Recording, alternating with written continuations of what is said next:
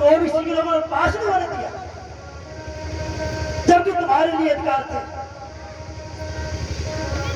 तो हम लोग ये वो चीज जानते नहीं, इसलिए भगवान बुद्ध ने कहा किसी बात को तब मानो जब तर को फर कर उतर जाए, पहले जानो और फिर उसके बाद में मानो। ये नहीं लोग कहते हैं गुरु गुरु जान के पानी पियो छान के, लेकिन बुद्ध कहते नहीं, अगर पानी में पेशाब भी नहीं है तो छानने से नहीं चलेगा, पहले उसमें शुद्ध जान लो। और गुरु को छान लो चारों तरफ से, लोग बड़ा भगा तो नहीं है। कुछ ऐसे आजकल धर्म प्रचारक भी है, साधु संत ऐसे मंत्र पूजा करा के बेटी को बुलाते हैं, शोषण करते हैं। कितने साधु संत जेल में है और मेरी माँ बहन भगवान का रूप मानती है। ये आडम्बर वाली बात को खत्म कर दो। बाबा साहब ने मार तालाब का जब सुनाया था कि कालाराम मंदिर, ये सब कहां तक बताऊंगा। सती प्रथा प्रतिदिन मैं बताता हूं, आज में अधिकार मिले हैं, इन अधिकारों को व्यर्थ में न गवाओ। आज मेरे बंधुओं, बहुत सब सिद्धांत हैं जो खीर को खाया है और पात्र को नदी में डाल दिया है, तब उन्होंने जान लिया जब ये पात्र धार के विपरीत गया है, उन्होंने समझ लिया है अब मुझे परम तत्व ज्ञान की प्राप्ति होगी। लेकिन जो 5 तपस्वी थे वो 5 तपस्वी बहुत से सिद्धांत को वहां से छोड़ करके चले गए हैं और कहने लगे, और वो पात्र जो कालराम नागार्जुन के मकान के पीछे डूब जाता है। तब 5 तपस्वियों का है बोध सत्य, मैंने तो बड़ी आस लगाई थी कि तुझे ज्ञान प्राप्त होगा और ज्ञान प्राप्त करने के बाद में जो ज्ञान मिलेगा वो तो मुझे देगा, लेकिन तूने एक लड़के के हाथ की खीर को खाकर अपना पति भ्रष्ट कर लिया है, वो भी नारी के हाथ की थी। ये सिद्धार्थ, मेरी तो सारी इच्छाएं विफल हो गई हैं और मैं तुझे यहाँ से छोड़ करके जा रहा हूँ।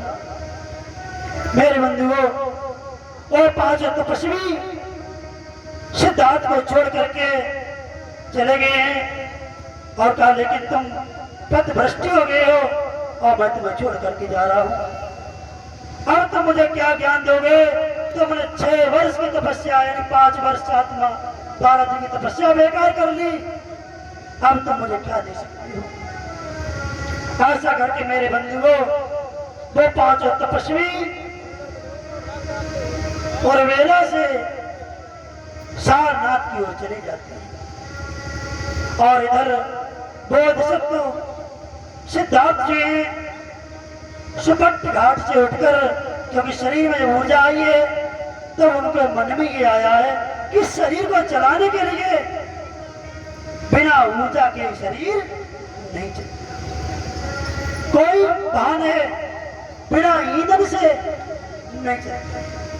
अगर गाड़ी में पेट्रोल नहीं है नहीं चलेगा। इस शरीर में जब तक ऊर्जा नहीं है, तो आज बहुत से सिद्धांत ने जान लिया है कि शरीर को चलाने के लिए हमें सबसे पहले आहार की आवश्यकता है। सारा संसार जो कहते दुनिया में एक क्या है कि सभी प्राणी आहार पर डिपेंड है, चाहे वो वृक्ष हो, चाहे पशु पक्षी हो, चाहे हम हो, चाहे कोई हो, सभी के लिए आहार की आवश्यकता है। तो मेरे बंधुओं, आज बहुत से सिद्धांत जो हैं वहां से चल दिए हैं गया की ओर। तो रास्ते में जब गए तो देखा एक घसियारा मिला है। किसान तो घास को काट रहा था और उसके पास में जाकर बोध सत्य क्या बोले हैं,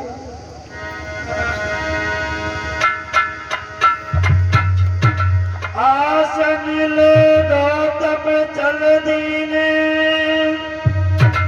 उस घसियारे से घास को लेकर के और कैसे चले, आसन ले गौतम चल दीने और गया में पहुंचे जाई है। और शीतल छाया है पीपल की बात योग का।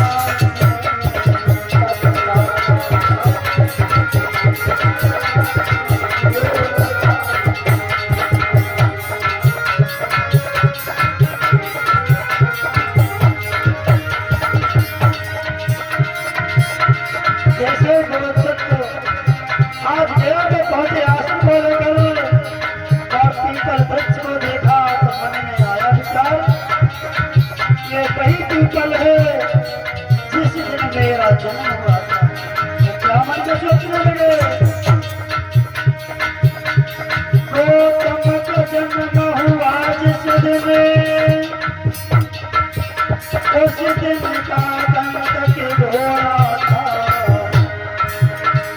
उस दिन उस वन में पीपल का पौधा निकला था।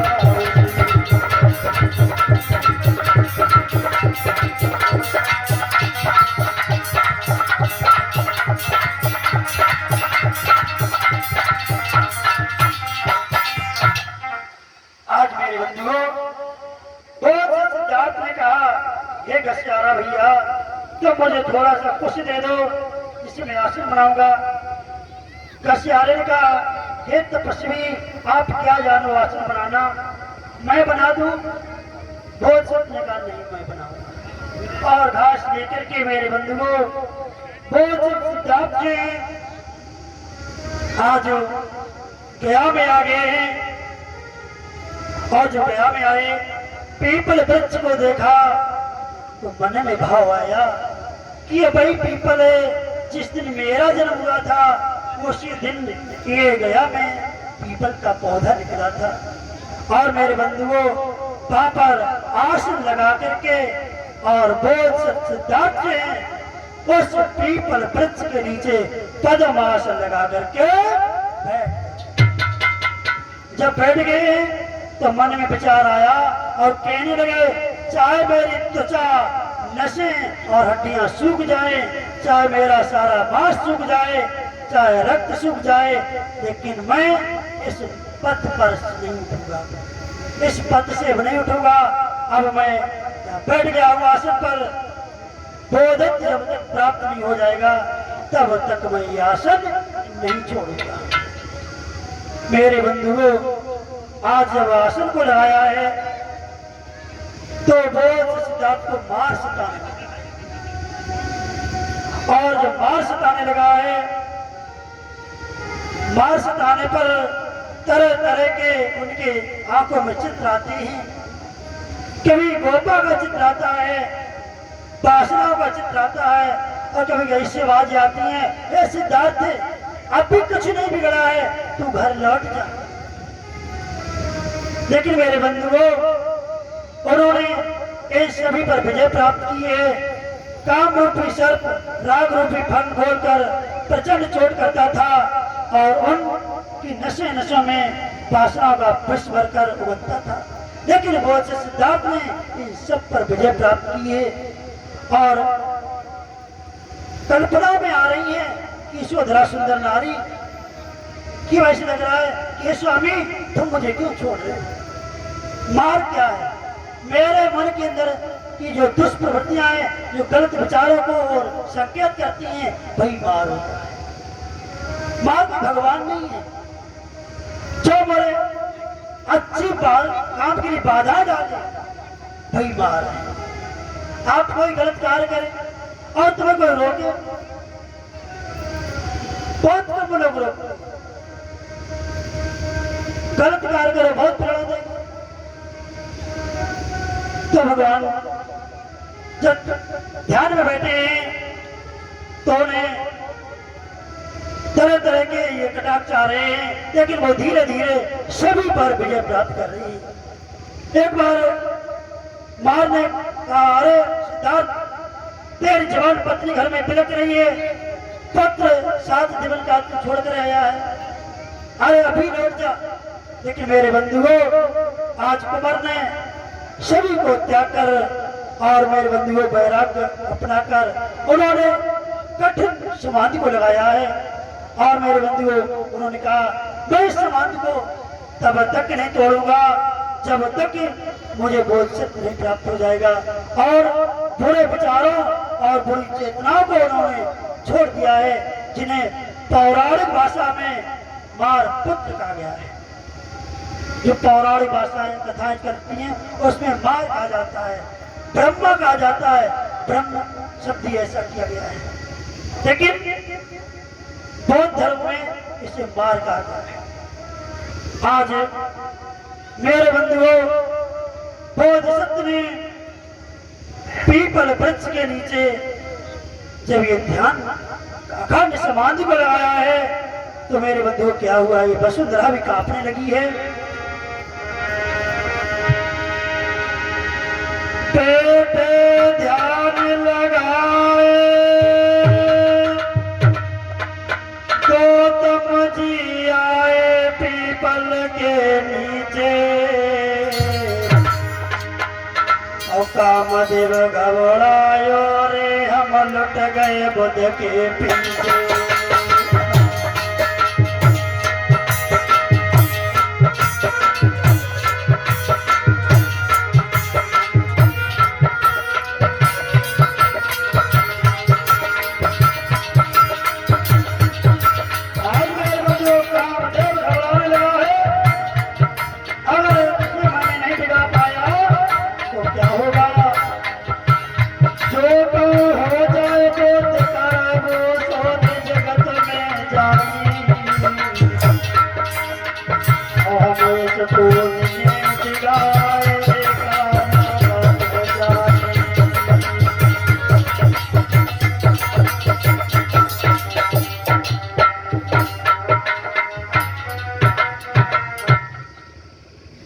आज मेरे बंधुओं,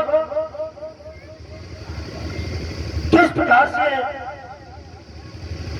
उन्होंने अखंड समाधि को लगाया है, और मेरे बंधुओं उन्हें काम छंद आने लगा है। जब व्यक्ति 6 इंद्रियों के प्रति वशीभूत हो जाता है, ये ट्रांस कहा गया है, और वो बंध जाता है, उनमें रत हो जाता है। आंखों के प्रति व्यक्ति वशीभूत होता है। जो आंख का विज्ञान है, कान का विज्ञान है, नाक का विज्ञान है, जीव का और त्वचा और मन, जब व्यक्ति 6 इंद्रियों के प्रति वशीभूत हो जाता है तो वो व्यक्ति कुछ नहीं कर पाता है। व्यापक भ्रांतता यानी चिंता, कुछ हो सकती चिंता मेरी जो कथा करा क्या हो, बहुत से लोग ऐसा करते हैं, इस कथा से पुण्य मिलेगा कि नहीं मिलेगा, विचिकित्सा, शंका और कुशंका कि पता नहीं से कथा कराने से पुण्य मिलेगा कि नहीं मिलेगा। जो व्यक्ति 5 निवरों को तोड़ देता है उसे श्रोतापन्न की प्राप्ति होती है। श्रोतापन्न में सत्काय दृष्टि, शीघ्र वृत्त परामर्श और विचिकित्सा। सत्काय दृष्टि यानी कि अपना दृष्टिकोण पक्का बना लेना कि नहीं पूजा पाठ से सब कुछ है, पक्की दृष्टि बनाना कि नहीं मेरे भाग में तो यही है। बहुत से लोग कहते हैं अरे उन्हें पढ़ पाएगा, चल। पहले हमारे पूर्वज बताते थे, लोग बताते थे कि हमारे छोटे बच्चे स्कूल पढ़ने जाते थे तो अध्यापक लोग जातिवाद से सूचक से गालियां देते थे, अगर चल यहाँ पढ़ने चला गया, तेरे भाग में पढ़ाई आज की है। मेरे बंधुओं, करुणासागर बुद्ध ने क्या पूछा, जब प्रकृति ने संसार में मानव को भेद नहीं किया है, लेकिन यहाँ पर मानव ने मानव में आकर के भेद कर दिया। और भगवान ने कहा शीघ्र वृत्त परामर्श, बिल्कुल फिक्स हो जाना, उसी कर्मकांड में फंस करके, जैसे एक मेहनत का कार्य है पत्थर उठाना, तो वो उसी को फंस कर दिया प्रकृति ने, लोगों ने कि तेरा तो धर्म हो गया है। उसकी उसी में वो फिक्स बांधी बुद्धि कि नहीं पत्थर उठाना ही तेरा धर्म है। लेकिन बुद्ध ने कहा ऐसा नहीं, तो शिक्षा पा करके आगे बढ़ सकता है। विचिकित्सा, शीघ्र वृत्त परामर्श के बाद आता है विचिकित्सा, इन शंका और कुशंका। शंका किसी विषय पर हो सकती है, कहीं पर हो सकती है, इन बंधनों को जब तोड़ता है तो उसे श्रोता पुण्य की प्राप्ति होती है। इसके बाद में अनागामी कामचंद और देश को जो खत्म करता है और उसमें पहले कामचंद और व्यापक द्वेष को ढीला करता है, कमजोर करता है और बाद में से तोड़ देता है। आरत रूपराग अरूपराग। रूपराग में ये साकार ब्रह्म लोक में पैदा होने की इच्छा, हर वक्त सोचता है मैं अब की बार मरूंगा और अच्छा मुझे ऐसा जन्म मिले साकार ब्रह्म लोक में मिलेगा, ऐसी मन में इच्छाएं आती हैं। अरूप लोक निराकार ब्रह्म लोक में जन्म लेने की अवस्था। अद्वैत चित्त की चंचलता, ये जो मेरा चित्त कॉन्शियस है, चित्त की वृत्ति को अगर व्यक्ति ने सुधार लिया तो व्यक्ति का जीवन सफल हो जाता है। भगवान बुद्ध ने चित्त भगवान में इस चित्त को 121 प्रकार बताई है। आप सोचो कैसे, आंख तो धोई है और का 121 प्रकार कैसे होगा? एक तो बता देता हूं। जैसे आप इन आंखों से अपनी मां बहन को देखते हो, इन आंखों से अपनी मां बहन को देखते हो तब तुम्हारे अंदर शरीर में कोई विकार नहीं होगी। और इन्हीं आंखों से जब मैं किसी नर्तकी को देखते हैं, एक वैश्या को देखते हैं, तो मेरे अंदर कामों की भावनाएं उत्तेजित चिंता बढ़ जाती है। अपनी सारी सरज को देखते हैं तो भाव वो अलग हो जाता है। तुम कितना ही बड़े हो जाओ और तुम मैया की गोदी में लेट जाओ, तुम्हारे शरीर में कोई कंपन नहीं होगा। और भाभी और सरज के एक नर्तकी के में लेट गए, शरीर में हलचल हो जाती है। इसी प्रकार थोड़ा सा अगर भगवान बुद्ध ने चित्त भगवान में धम्म पद में ये कहा है, ये चित्त जो कॉन्शियस है वो 121 प्रकार का है। इसको चित्त को एकाग्र करने के लिए हमें अखंड समाधि की आवश्यकता है। जब तक आप आनापानसति के ध्यान में नहीं बैठोगे तब तक ये चित्त की चंचलता खत्म नहीं होगी। मेरी माता बहनों, आप कहते हैं घूंघट न लगाएं, लेकिन तुम्हारे चित्त की चंचलता शुद्ध होनी चाहिए। घूंघट इतना लंबा बांध लो और चित्त की चंचलता शुद्ध नहीं।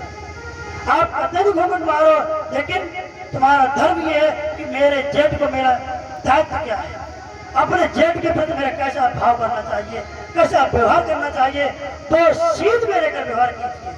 आप मुंह खोल के अब मुंह तो झाँक लो और मन भाव करो। तो मैं देख रहा हूं, अभी मैं 13 मई से लेकर के और 20 मई तक झारखंड में कथा कर रहे थे। मैंने देखा वहां पर कोई माँ बहन बिछिया नहीं पहनती। अगर यहाँ कहते हो अगर बिछिया उतरियो तो लोग पागल हो गई, देखो इसने बिछिया उतार दिया, इसका पति जिंदा। अभी मैं नागपुर जाता हूँ और मेरा 20 जुलाई को नागपुर का टिकट मैं कल के बाद परसों करा लूंगा। मैं 20 जुलाई को नागपुर जा रहा हूँ, 20 जुलाई से लेकर 27 जुलाई तक। नागपुर में भी देखा मैंने, झारखंड में मैंने देखा, कोई माता बहन बिछिया नहीं पहनती। विदेश से इतनी महिलाएं मुझे पढ़ाने के लिए नागपुर में आई, मैंने उनके पैरों में कोई बिछी नहीं दी। ये केवल फैशन है। ऐसा बहुत यहाँ बिटिया को पैर में लेकर अगर पैर लग जाए हमारा तुम्हारा तो कहते पैर छूने तो पाप में पड़ जाओगे। झारखंड में, बिहार में, इलाहाबाद में सब लड़कियां अपने माता पिता के पैर छूती। तो मेरी समझ नहीं आ रहा, यहाँ का शास्त्र अलग और वहां का शास्त्र अलग। मेरी समझ नहीं आ रहा है कि यहाँ लोगों को गुमराह किया जा रहा है, यहाँ लोगों को आड़े में फंसाया जा रहा है। और ये जाके देखो, मैं इलाहाबाद में, राजापुर में 4 बार कथा करके आया। त्रिवेणी में के पास में जो बनारस रोड है, झूसी से आगे कतवारीपुर गांव है, जहाँ अशोक मौर्य है मूल निवासी के संपादक, उसी में कार्य करते हैं। उनके यहाँ मैं 4 बार गया तो वहां देखते थे वो लड़कियां अपने मम्मी पापा के सुबह पैर छूती थी। तो मैंने कहा मौर्य जी ये क्या, मेरे इधर तो लड़की के हम लोग पैर छूते हैं, कि नहीं शास्त्री जी, यहाँ ये नियम है, अपने से बड़ों को सम्मान देना। कैसे लोगों ने इस समाज को गुमराह करके अपना उल्लू सीधा किया है। अब आप खुद समझो मुझे क्या करना है।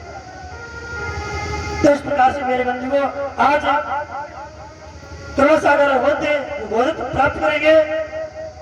उन्होंने कहा है निराकार में कि संसार में निराकार ही निराकार है।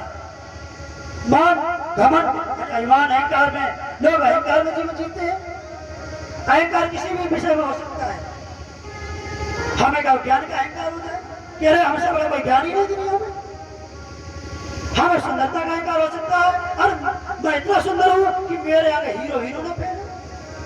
मेरे दिल में ताकत है, ताकत का घमंड, पैसे का घमंड। भगवान ने कहा इस को त्याग दो। इसके बाद में बुद्ध ने कहा है अविद्या, बेहोशी, जागरूकता। जो व्यक्ति 10 बंधनों को तोड़ता है वो व्यक्ति अनंत पद प्राप्त करता है। तो मेरे बंधुओं इस प्रकार से बौद्ध सत्य ने अखंड समाधि लगाई और लोग कहते हैं कि भगवान बुद्ध ने भी किसी ईश्वर का ध्यान किया होगा। लोग क्योंकि लोग कवियां निकालते हैं कैसे ये धर्म को नीचा दिखाया जाए। आपको बता दें जेम्स वाट का नाम कितने लोगों ने सुना है? जेम्स वाट का नाम तो सुना होगा। जेम्स वाट जब घर में बैठा था और उसने देखा केतली में पानी भर रहा था या चाय भर रही थी तो ढक्कन उठ रहा था गिर रहा था।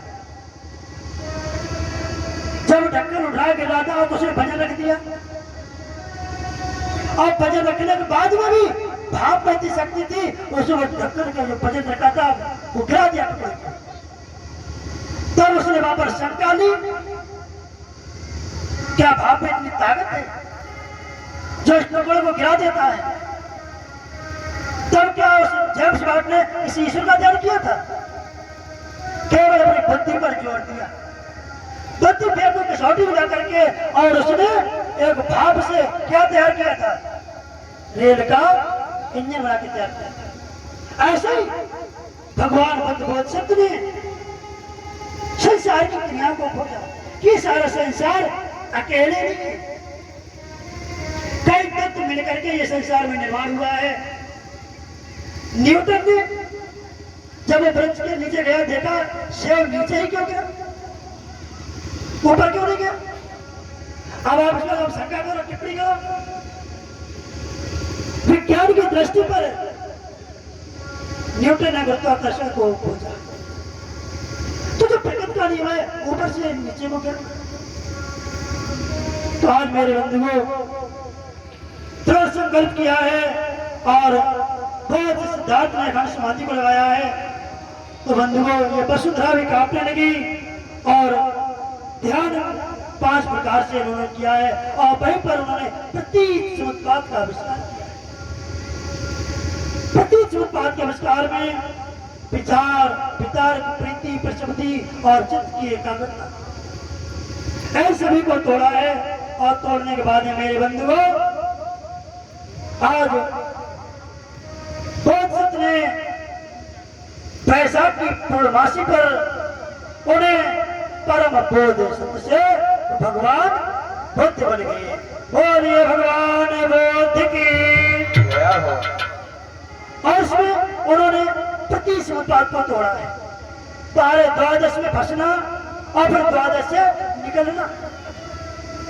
और उन्होंने इसमें खोजा कि संसार में हर चीज एक दूसरे से मिलकर के बनती है, कोई चीज दुनिया में अकेली नहीं है। यहीं पर उन्होंने भव चक्र की स्थापना की है जो तिरंगे झंडे में आप देखते हैं। तिरंगे झंडे में जो 24 पहियों का चक्र लगा हुआ है ये भगवान बुद्ध।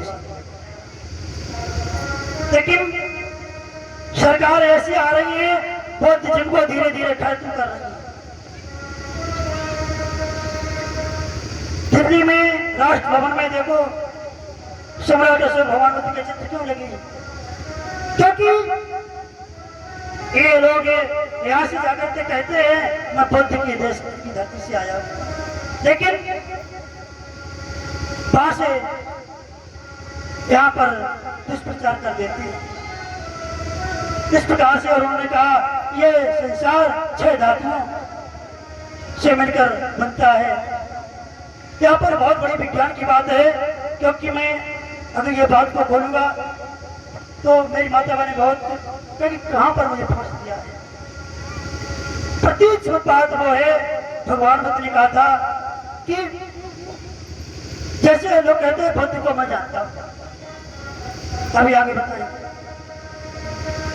बुद्ध को जानने के लिए बुद्ध ने कहा था प्रतीक स्मृतपातम पश्यन्त स्व धम्मं पश्यन्त धम्मं पश्यन्त स्व बुद्धं पश्यन्त। मुझे बुलाने के लिए, जैसे मैं यहाँ कथा कह रहा हूँ, अब सुनो तो ना सुनो, लेकिन मुझे बुलाने के लिए सबसे पहले तुमने कितनी भूमिकाएं बनाई होंगी, कितनी मीटिंग की होंगी, कितने लोगों से कहा होगा कथा कराएंगे, उनको बुलाएंगे, पांडाल की व्यवस्था करनी पड़ेगी। उसी प्रकार बुद्ध कहते हैं मुझे जानने के लिए पहले प्रतीक स्मृतपात को जान। प्रतीक स्मृतपात क्या है? काल का सिद्धांत। अगर माता पिता नहीं तो मैं नहीं। इस प्रकार से मेरे बंधुओं, उन्होंने जब बोध सत्य पाया है और भगवान बुद्ध बन गए तो उनके मुख से पहली ही गाथा निकली, अनेक जातं संगारं संसारं संघान विषं हर्षविघ्नं कहे कारकं अवेशतो दुग्धा जाति पुनः पुनः कहे कारकं तिष्ठसि पुण्यगहन नाकायसी सब बातें फंस चुका भगवा के कुटुम विसंकितम विसंखारं गतं चित्तं तुहाणं फं मज्जिका। बिना रुके अनेक जन्मों तक के हे ग्रह कारक, तू मेरे शरीर में घर बनाता रहा, लेकिन मैं आज से जान गया हूँ, मैं जा गया हूँ, अब तू मेरे घर की चोरी नहीं कर। और मैं अनेक जन्मों तक भटकता रहा संसार में, क्योंकि बोधिसत्व जातक कथा में 547 बार इस पृथ्वी पर जन्म लिया है। लोग कहते आज बुद्ध पैदा हो गए, आज नहीं, हजारों कल्पों तक बुद्धों का इस संसार में जन्म होता रहा। बोध सत्य की किताबें पढ़िए, कच्चा 7 में दूसरी पाठ है राजधर्म,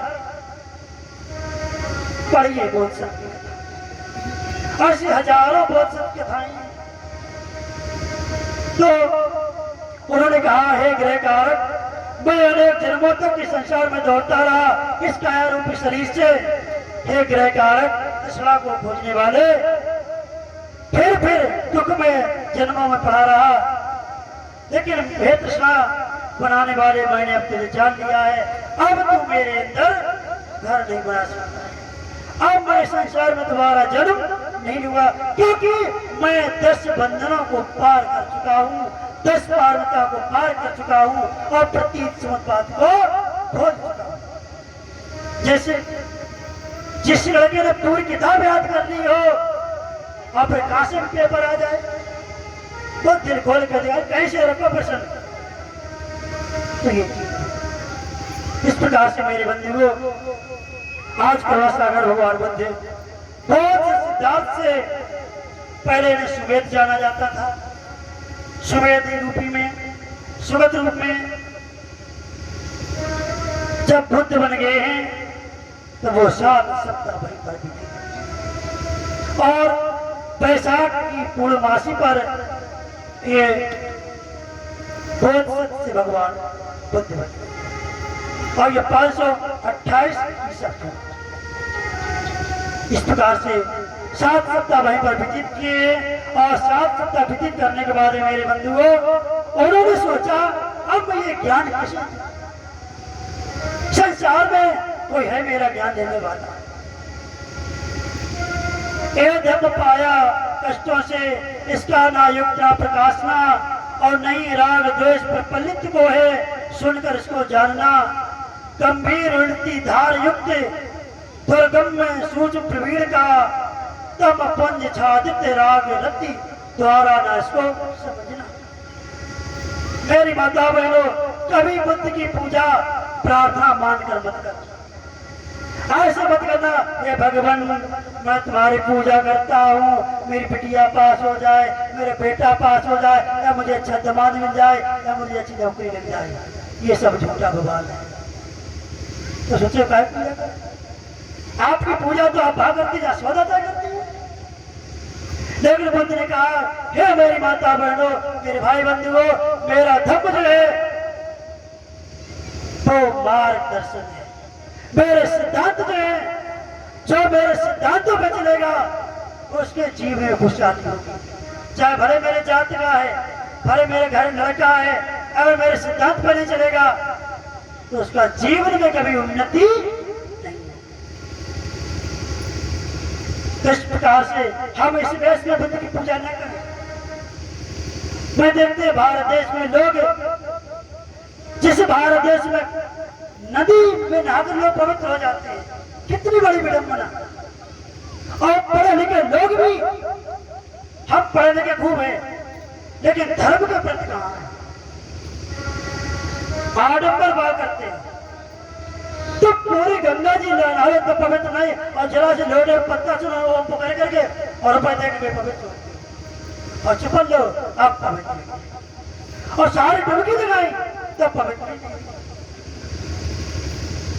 लोग कहते हैं गंगा जी पद्धतियों को तार देती है, तो सूत्र जो है तो आज तक गंगा नहाता रहा तो अभी पवित्र नहीं है। बताओ पवित्र है? नहीं है। तो आज भी सूत्र ही है, क्या वो इंसान नहीं है? भगवान बुद्ध ने श्रृंगारवाद में बताया था, सुनीतक महत्व को बताया था। जब सुनीतक महत्व को शरण में लिया था तो बिंबिसार बच के आए, क्या तुमने किया, ये महत्व है, इसे विश्रण क्यों लिया? तो मेरे माता बहनों, जो आप पूजा पाठ करती हैं मैं इसका विरोध नहीं करती, लेकिन ठीक उसके बारे में जानो कि वास्तव में ये सत्यता क्या है। आपको अपने घर जाना है, आप यहाँ पर खड़ी हैं, मान लीजिए यहाँ पर खड़ी है, और यहाँ पर दो बसें खड़ी हैं, एक इधर जा रही है और एक इधर जा रही है, और तुम्हारा घर इधर है, और इधर जाने वाली बस बिल्कुल खचारा है, और इधर जाने वाली बस वीआईपी है, इसमें एसी फिट है, लेकिन इधर घर नहीं तुम्हारा है। तो तुम किस चक्कर में फंसोगे, एसी के चक्कर में रहोगी या घर के खचारे के चक्कर में रहोगी? निर्णय आपको करना है। अगर घर के नहीं जाओगे, भले खचारा दो, लेकिन लास्ट में घर तो मिल जाएगा। इधर एसी में तो बैठोगे तो तुम्हें कहां उतारेगा, तुम्हारा वहां कोई लक्ष्य ही नहीं। ऐसे बद समाज में बैठो। तो मेरे बंधुओं, आज भगवान बुद्ध ने सोचा, मैंने गंभीर दूरदर्शन से ये ज्ञान को पाया है, अब ये ज्ञान किसे, कौन ये ज्ञान लेने वाला है? और मेरे बंधुओं, भगवान बुद्ध 1 सप्ताह तक पीपल वृक्ष के नीचे बैठते देखते रहे। पीपल के वृक्ष को देखा, जब पीपल के बीज को लिया, हाथ में रखा, पीपल का वृक्ष कितने लोगों ने देखा? बहुत लोग देखा इस सामने। लेकिन इसका जब बीज, अगर बीज को मैं यहाँ डाल दूं तो कितने लोग ढूंढेंगे? इतना बड़ा होता ना बीज? नहीं, बिल्कुल बारीक होता है। तो भगवान बुद्ध ने हथेली पे बीज को रखा है और बहुत गहरी दृष्टि से देखा, इस जरा से बीज में इतना बड़ा विशाल वृक्ष समाया है। इसी बीज में हरी हरी पत्तियां हैं, टहनियां हैं, विशाल पिंडी है, ऑक्सीजन है। उसी प्रकार से एक बीज में सब कुछ समाया होता है।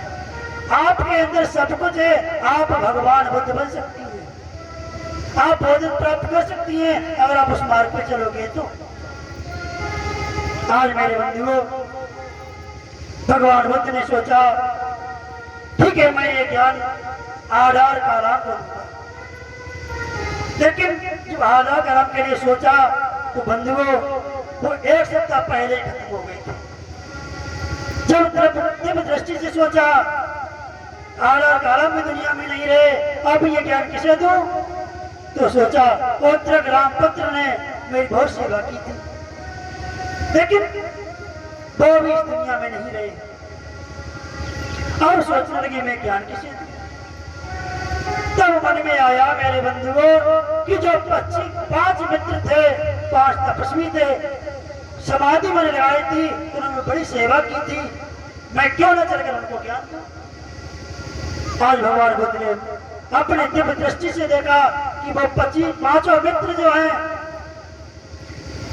यहाँ गया से और सारनाथ के लिए यदि 18 योजन दूर। मेरे बंधुओं, आज जो है वो 25 मित्र जो है, 5 मित्र जो सारनाथ की हुए हैं और भगवान बुद्ध जो है सारनाथ के लिए चल दिए हैं 5 मित्रों को धर्म देशना के लिए।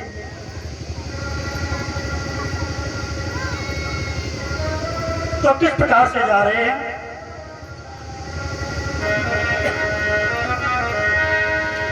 सोचने लगे अब ये मेरा ज्ञान जो पंचवर्गीय है, 5 तपस्वी है, वो ही ज्ञान दे सकते हैं। आज भगवान बुद्ध कैसे चले हैं? मामा जी चले हैं मुनराई, कैसे चले हैं मुनराई, पहुंचे सारनाथ में जाई।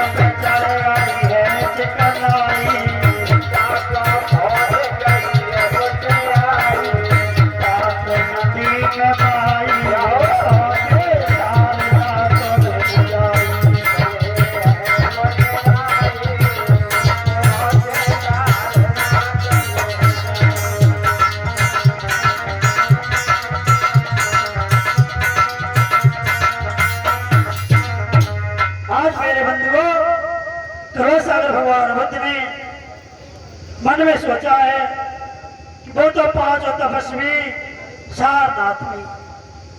और आपको बता दें जो ये कार्यक्रम हो रहा आपके ग्राम भरसेन में, एक कथा दिन में हो रही है, लेकिन ये हमेशा के लिए रिकॉर्ड हो रहा है। इस प्रोग्राम को देखने के लिए आप अपने गांव का प्रोग्राम देखने के लिए और मेरा प्रोग्राम देखने के लिए मैं कहीं पर भी हूँ दुनिया में, तो मेरा एक चैनल है और चैनल का नाम है के.एम. नंदन शास्त्री। के.एम. नंदन का शास्त्री का मतलब है कावड़क मैत्री नंदन शास्त्री। तो मेरा चैनल है के.एम. नंदन शास्त्री को सब्सक्राइब कीजिए और आप प्रोग्राम को देखिए। और मेरा पुराना नाम महेश चंद्र नाम है। जब मैं नाम पर ट्रेनिंग लेने गया तो मुझे ये नाम दिया गया है जो होर्डिंग में लिखा है। बोले भगवान बुद्ध की। और आज के प्रोग्राम रोज के रोज रात में अपलोड हो जाते हैं और देखने को मिलेगा। मेरे बंधु आज भगवान बुद्ध को जैसे पंचवर्गियों ने देखा और कहने भैया, हाँ भैया, हमें जमाल बच्चे पिंड छुड़े देखो जी नहीं ढूंढ लो भैया। हाँ। तो 16 जाते संग, लेकिन पता नहीं काय को यही आए भैया। तुम्हारे मन में क्या विचार है? देखा अगर विचार की पूछो तो हम तो मुँह नहीं मोड़ गई चाहिए। हाँ भैया तुम? अरे हम नहीं बोलते, हमें क्या पड़ी, मेरे बाप का कोई चीज बड़ी बना लियो, ठीक है? पांचों ब्राह्मण जो थे, पांच तपस्वी जो थे, मन में भाव आने लगा, अरे ये पहिए 5 वर्ष 7 माह 12 दिन की तपस्या भंग की, हम लोग कितनी आस लगाई थी ये परम ज्ञान मिलेगा, मुझे बताएगा। बताओ, सोने का पात्र गंगा पा दिया, अरे हमें दे देते कितनी इसकी कीमत थी, तो ये मुझे क्या ज्ञान देंगे? और देखो मेरे पास आ रहे मेरे बंधुओं, आज थोड़ा सा अगर भगवान बुद्ध जैसे धीरे धीरे बढ़ते आ रहे हैं वैसे ही उनका आह्वान जो है खत्म हो रहा है। जैसे लोहा चुंबक के पास में जैसे आती है तो चुंबक अपनी ओर खींचती है लोहे, ऐसे भगवान बुद्ध का जो तेज था और पंचवर्गों खींचने लगा। और जैसे बुद्ध पास में आए एकदम मेरे बंधुओं टूट गए संकल्प कठोरे और आम पके जीव धन्य। जैसे उन तपस्वियों का जो कठोर संकल्प था, जैसे पके आम जरा सा हवा का झोंका आने पर टूट जाते हैं, उसी प्रकार से मेरे बंधुओं पांचों तपस्वियों संकल्प टूट जाते हैं। और भगवान बुद्ध जैसे पास में आए एकदम वो पैर पर गिर पड़े और कहने भगवान मुझे क्षमा। आज मेरे बंधुओं सभी ने भगवान को प्रणाम किया है, किसी ने भगवान के पात्र को साधा है, किसी ने जीवन को साधा है, कोई पानी भर के लाया है, किसी ने आसन लगाया है और कोई भगवान के भोजन के लिए फल ला रहा है। देखिए सच्चाई क्या है। सच्चाई वो होती है जब खूब चुगली करो माता बहनों, और जब सत्य बात है बुलाना और जब बड़ा सामना हो तो बस हमने ऐसे कही नहीं, फिर हम तो कह रहे थे ऐसे नहीं, तो इसीलिए हमें कभी ऐसा चुगलीपन नहीं करना है। आज मेरे बंधुओं तो भगवान बुद्ध ने कहा है, हे तपस्वियों जो तुम्हारे निर्वाण है मैं समझ रहा हूं। जो मैंने सुजाता के हाथ के भोजन दिया है, खीर ग्रहण की थी और भाई से आप हमसे विपरीत हो गए। तो भगवान बुद्ध ने कहा, बोले बुद्ध सहज सुख राशि आज परिपूर्ण पूर्ण मोह भयो वर बोध प्रकाशु आज पूर्ण भय देगी। हे तपस्वियों, ठीक आज से 2 महीना पहले बैसाख की पूर्णमासी पर मुझे परम बोध का ज्ञान प्राप्त हो गया है और मैं भगवान बुद्ध बन गया हूँ, अर्थ बन गया हूँ। अर्थ यानी दुनिया मुक्त। जैसे अर्थ शब्द क्या है? जैसे आप दूध में पानी मिला सकती हैं, लेकिन दूध से क्रिया करेंगी, दूध से दही बनेगा, दही में पानी मिला सकती है, दही से क्रिया मंथन करेंगी तो मक्खन बनेगा, जिसे नैनी बोलते हैं, उसमें आप पानी मिला सकते हैं। लेकिन जब नैनी से क्रिया करेंगी, जब घी बनेगा तब घी में कितना पानी मिलाओ, पानी अलग घी अलग। उसी प्रकार से जो व्यक्ति अर्थ पद पाता है वो कितने राग दोषों में कहीं रहे, लेकिन उस पर कोई आंच नहीं आती है। जैसे घी पर पानी का कोई प्रभाव नहीं पड़ता है, कमल पर कितना भी कीचड़ डालो, पानी डालो, लेकिन उस पर ठहरता नहीं। उसी प्रकार से जो व्यक्ति अपनी इंद्रियों के विषय के वशीभूत होता है वो फिर ऐसा होता है, वो दुनिया में कहीं पर भी रहे, कहीं विचरण करे, लेकिन वो इंद्रियों के प्रति काबू में रहे। तो मेरे बंधुओं, आज भगवान बुद्ध ने कहा, हे तपस्वियों, ठीक आज 2 महीना हो गए हैं मुझे ज्ञान प्राप्त किया, और वो ज्ञान सुख देने वाला है, आश्रेष्ठ पूर्ववासी है, और वो ज्ञान जो है मैं बिना इच्छा के किसी को नहीं देता हूं। अगर तुम्हारे अंदर इच्छा है तो मैं बताओ, मैं तुम्हें को ज्ञान बताऊं। लेकिन कौंडिन्य ने कहा है, सिद्धार्थ, क्या तुम अभी सिद्धार्थ हो या बुद्ध हो? तो बोले, भगवान बोले हैं, तुम्हारे अंदर दोष भरा हुआ है, पहले से ही मैंने जाना है। और सुनो मित्रों, अगर तुमको ज्ञान दूं तो सुनो, ज्ञान को तुम भोला तो न दो।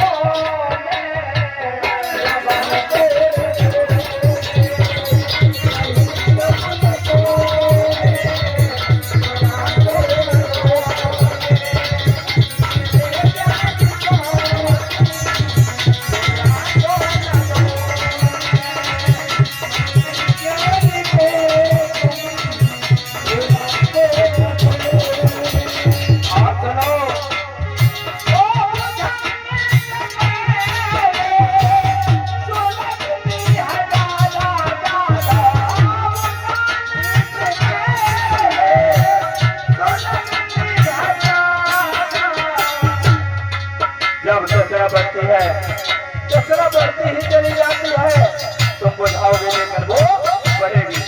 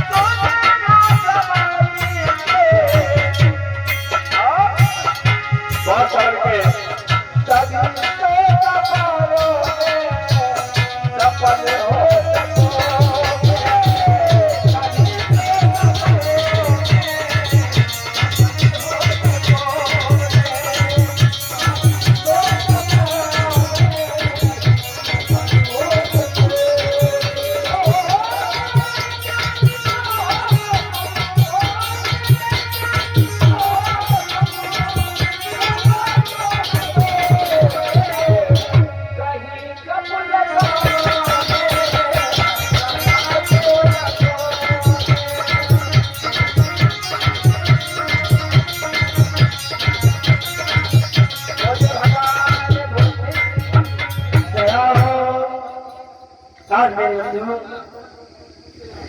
पांचों तपस्वियों ने कहा है क्या भगवान, जब तुम्हारा शरीर सूख गया था, शरीर में कोई ऊर्जा नहीं रही थी, तब तो तुम्हें ज्ञान नहीं मिला? क्या वो ज्ञान खीरी में ही छुपा हुआ था? एतम कुसुम संततम पूजा ममन श्रीपाद सहोरे। और कहा ये बताओ, क्या वास्तव में वो ज्ञान खीर में ही छिपा था? तो आज भगवान बुद्ध ने कहा है कौंडिन्य, वास्तव में मैंने तप करके देख लिया, सब कुछ देख लिया, लेकिन मुझे सफलता नहीं मिली थी। जब सुजाता के हाथ से भोजन लिया है और मेरे बंधुओं इन विकारों को खत्म किया है,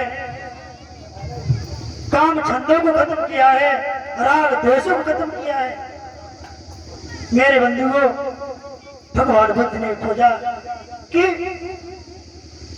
बताया है तपस्वियों कि गन्ने में जहां गांठ होती है वहां रस नहीं होता है। गन्ने में जहां गांठ होती है वहां रस नहीं होता है, और जहां रस होता है वहां पर गांठ नहीं होती है। जहां प्रेम है वहां नफरत नहीं, और जहां नफरत है वहां पर प्रेम नहीं। तो इस प्रकार से मेरे बंधुओं ऐसा समझाया और कहा मुझे आज 2 महीना हो गए हैं ज्ञान प्राप्त किए, और तुम्हारे अंदर इच्छा है, जिज्ञासा है।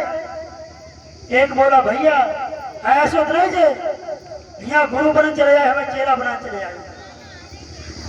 भैया हाँ मस्तक के तो ऐसे चमक रहो।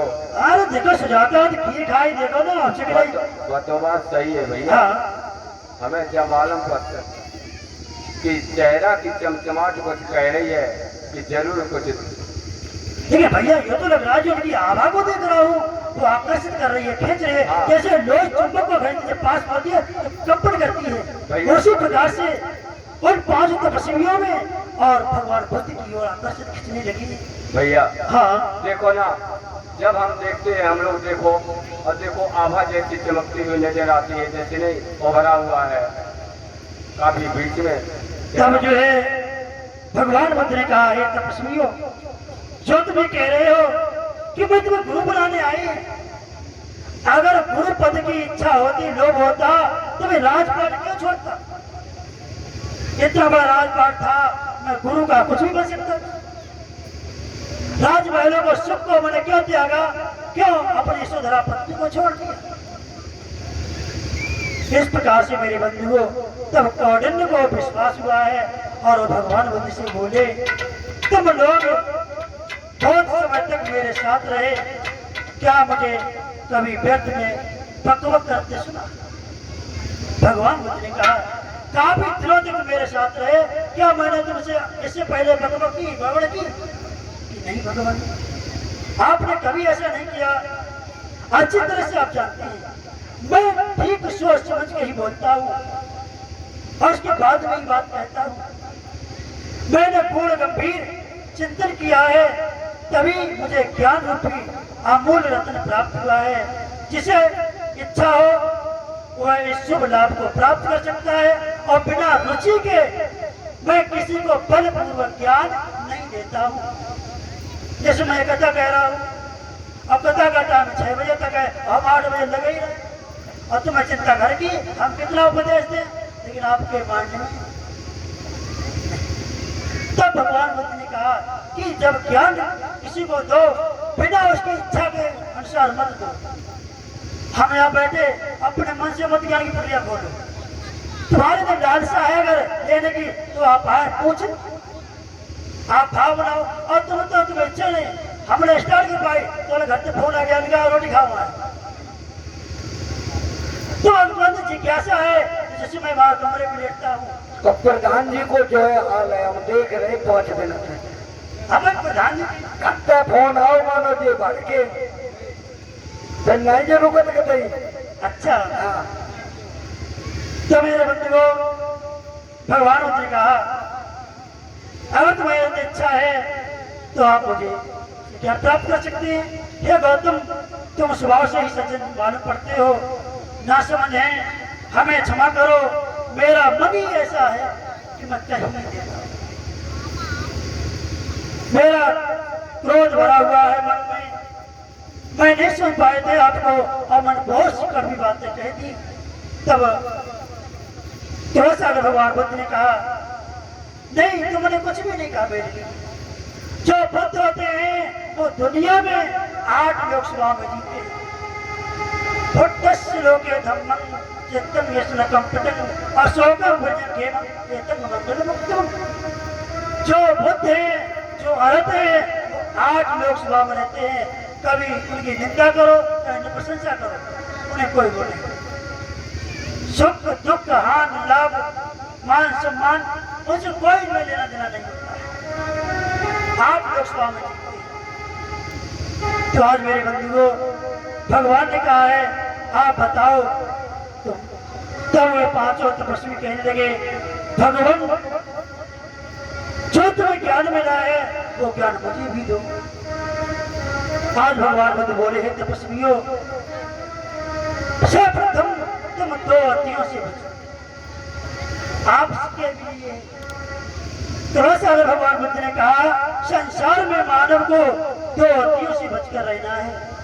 जो मध्य मार्ग पर चलता है वही सच्चा साधक कल्याणकारी सिद्धि फल को प्राप्त करता है। मैंने पहले बहुत अधिक शरीर सुख भोग के लिए, उसके बाद अपने आप को तपस्या की आग में बहुत तपाया। मैंने इतनी हद की कि मैंने अपने शरीर को सुखा दिया, जर्जर कर दिया, लेकिन फिर भी मुझे ज्ञान तो इतना कट्टरवादी ना बनो। तो अतियों से बचो। इसके बाद में भगवान ने कहा है, सुख भोगों से कोई लाभ हुआ और ना जापता में कोई फायदा हुआ है। जब मैंने मध्य मार्ग खोजकर बिना किसी बाधा के अपना दिया तो गंभीर चिंतन मन करने से मुझे विशुद्ध ज्ञान की प्राप्ति हुई है। और वो ज्ञान 4 आर्षद है, अष्टांगिक मार्ग है, पंचशील है और 10 पाद है। और भगवान बुद्ध ने कहा, मैं जो कुछ कहता हूं उसे तुम लोग मन लगाकर सुनो ना, और उसकी जांच परख कर बिना प्रमाण के ग्रहण मत करना। किसी तत्व को जांच करने के लिए सबसे पहले प्रत्यक्ष प्रमाण की आवश्यकता है। भगवान बुद्ध ने कहा, किसी बात को ऐसे मत मानना। जैसे धर्म का स्वभाव क्या है? लोगों को शांति देना। पानी का स्वभाव क्या है? पानी को कितना भी गर्म कर दो, कितना भी खौला दो,